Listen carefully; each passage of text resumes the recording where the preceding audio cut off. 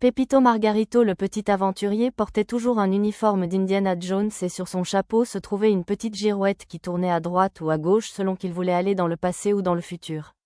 Aujourd'hui, sa girouette pointait vers l'Inde du XIIe siècle, où une grande aventure était sur le point de commencer. Dans un petit village indien, le courageux Arjun tomba gravement malade. Son corps, autrefois solide comme un chêne, s'affaiblit et une fièvre ardente le garda prisonnier de son lit en bois. Sa fille, Rabarpanda, s'occupait de lui jour et nuit avec un amour infini, lui rafraîchissant le front avec des linges humides. Un vieil homme sage du village, nommé Kavi, s'approcha de la maison. Il murmura un secret à l'oreille de Rabarpanda. Seul le champignon rouge des sommets enneigés de l'Himalaya peut le sauver.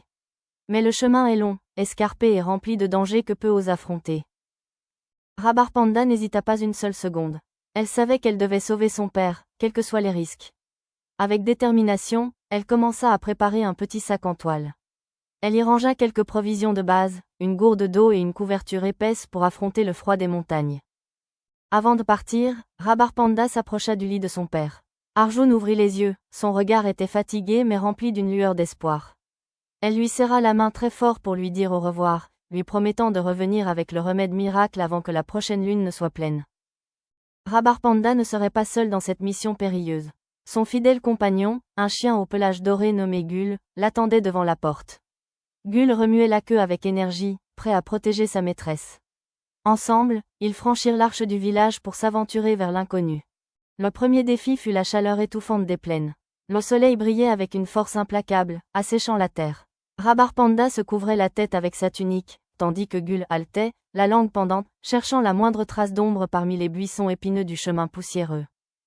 Alors que le soleil était au zénith, Gul commença à renifler l'air avec enthousiasme. Il guida Rabarpanda vers une petite oasis cachée derrière des rochers.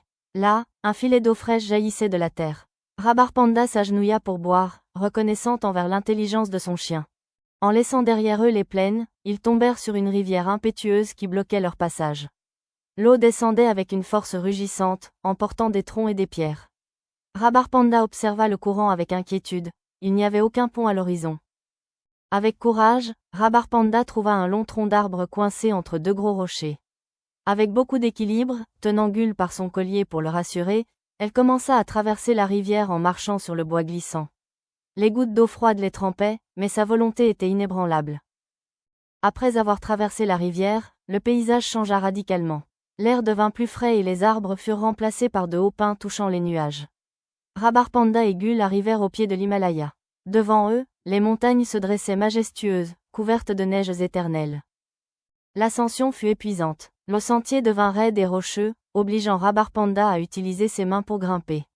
Le froid commençait à mordre, et le vent soufflait avec un sifflement constant.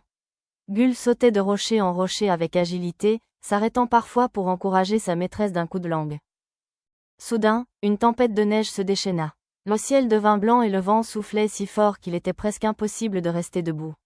Rabarpanda ne voyait plus qu'à quelques mètres. Elle s'accrocha à Gul pour partager leur chaleur corporelle, cherchant désespérément un abri contre la fureur de la nature. Gul, utilisant son flair aiguisé, trouva une faille dans la paroi de la montagne. C'était une petite grotte, juste assez grande pour eux deux. Ils y entrèrent en tremblant de froid et se blottirent au fond. Rabarpanda regarda par l'ouverture, espérant que le temps se calme rapidement. Quand la tempête s'apaisa, une lueur étrange attira l'attention de Rabarpanda. Au fond de la grotte, une lumière rouge émanait d'entre des cristaux de glace. Elle s'approcha avec précaution et découvrit que la grotte s'ouvrait sur une galerie magique aux parois de glace transparentes reflétant 1000 couleurs. Au centre de la galerie, sur un piédestal de neige pure, poussait le champignon rouge. Ses taches blanches brillaient comme des diamants. Soudain, une silhouette lumineuse apparut, c'était Rohini, l'esprit du champignon. Elle toucha le front de Rabarpanda, lui accordant le don de la guérison pour protéger les siens. Rohini bénit également Gul. Un rayon de lumière rouge toucha le collier du chien, et à cet instant, ses pattes furent enveloppées d'une énergie vibrante. Gul possédait désormais la vitesse de l'éclair et la force de 10 chiens, devenant le gardien magique dont Rabarpanda aurait besoin pour le retour. Sur le chemin du retour, ils arrivèrent à un village où un incendie ravageait des greniers. Rabarpanda utilisa son nouveau don. Elle tendit les mains et une aura de lumière bleue calma les flammes, protégeant les habitants. Un fermier nommé Patik la regarda avec un immense étonnement et une gratitude éternelle. Enfin, ils arrivèrent à leur propre village. Rabar Panda courut directement chez elle.